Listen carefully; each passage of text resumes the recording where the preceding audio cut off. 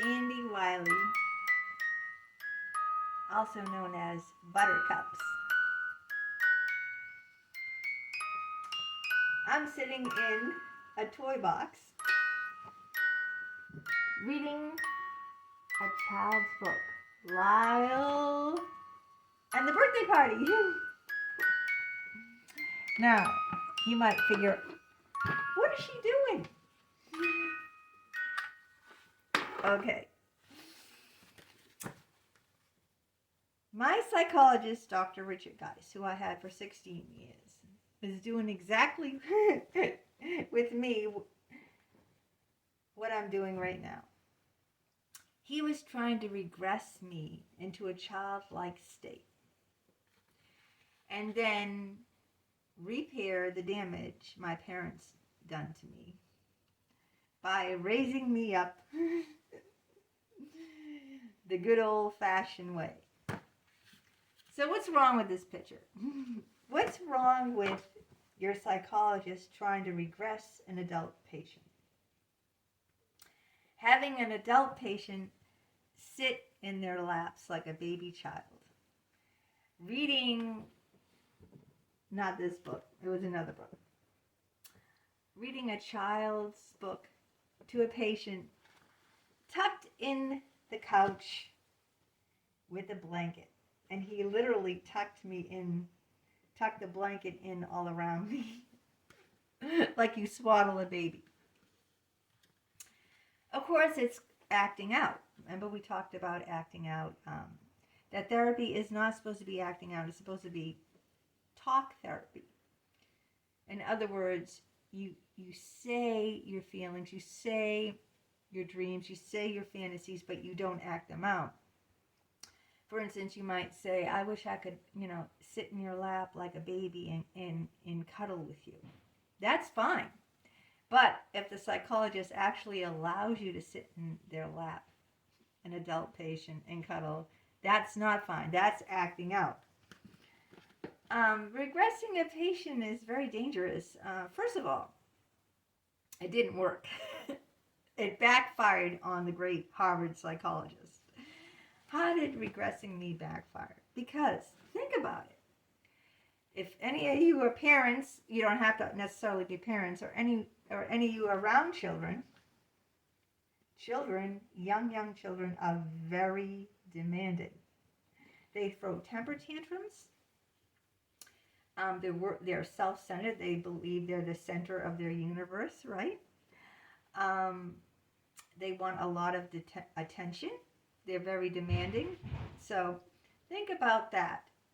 Now you're regressing an adult to be in that childlike state because you think that, you can then raise them up and it would be a restorative experience for the child. If the child like me, or the adult like me, when I was a child, had a very abusive upbringing with a narcissistic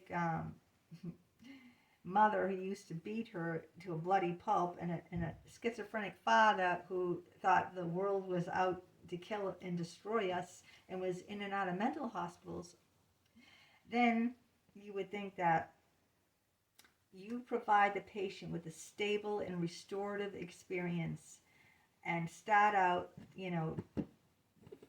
regressing them down to that level, and so that you can nurture and repair and give them a positive experience, and that just not only didn't work, but that re-traumatized me.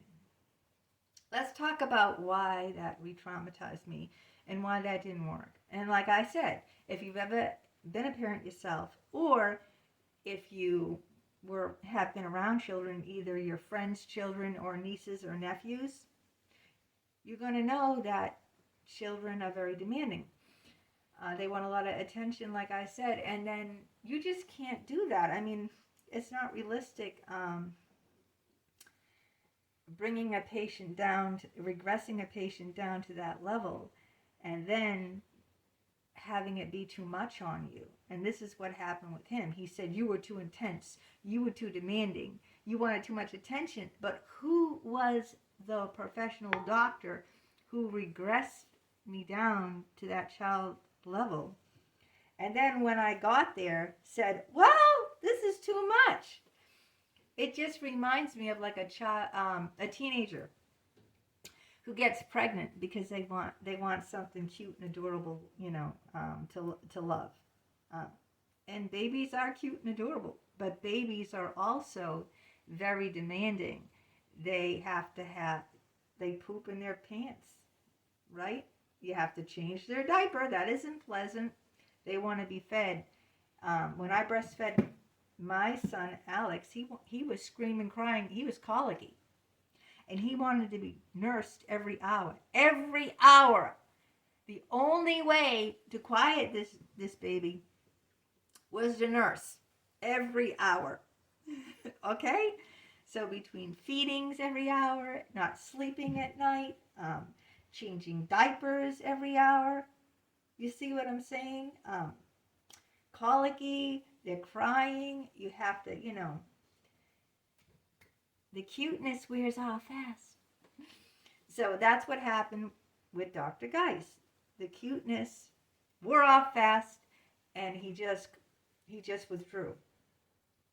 Now what happens is then that re-traumatized me when he withdrew, just like my parents. My mother always scolding me that I was too much. Why can't you just be quiet? Why do you always give me a hard time? Every time my dad got, psychotic and, started screaming and breaking things, and she would get angry when I was crying and frightened and shaking and upset and going to her because I was a little child, because I was scared. Then what did she do? She started abusing me, saying, you always make my life so difficult. If it wasn't for you, I wouldn't have to stay with this, crazy person. So he re-traumatized me by doing the same thing, saying to me that I was too much, too demanding, because after he regressed me. You see what it is? Do you see how that doesn't work? It's one thing if something doesn't work, but then it just made me, to go through that twice with my parents who I loved. Well, I ended up hating my mother, but I did love her at one time. I loved her until it was impossible to love her anymore. And then I loved Dick Geist very much because he became my father. He did the things that a parent does, not that a psychologist does. He was trying to fill the role of a father, acting out with the patient by regressing the patient down to childlike. I didn't know this at the time, okay? I don't need to take any psychology courses or get a degree in psychology because of the almost 20 years I've been in therapy with all these quack therapists. I've learned exactly what they were trying to do, why they were trying to do it, and how it, blew up like smoke in his face. Now I've made a complaint with the board against him because I think this is unethical. I think it's unethical. It's acting out, and regressing a patient like that only re-traumatizes him because, he can't be my father. He's my psychologist. I'm an adult woman. I'm not a child. See what I'm saying? He has his own adult children. And then he went on, while I was his patient, to have grandchildren. So now he has little babies, his own grandchildren in his family. And he's busy with, and then he got this revolving door of patients. Now, I'm too much on him. He already has 4 adult children. He already has several grandchildren. He already has a revolving door of patients. And now what are you going to do with me? You've already regressed me down to a child. So, of course, I'm going to call, he allowed it. He allowed all this. He allowed me laying on the floor with him. We went to the park together, like you do with a young child. We went to the park.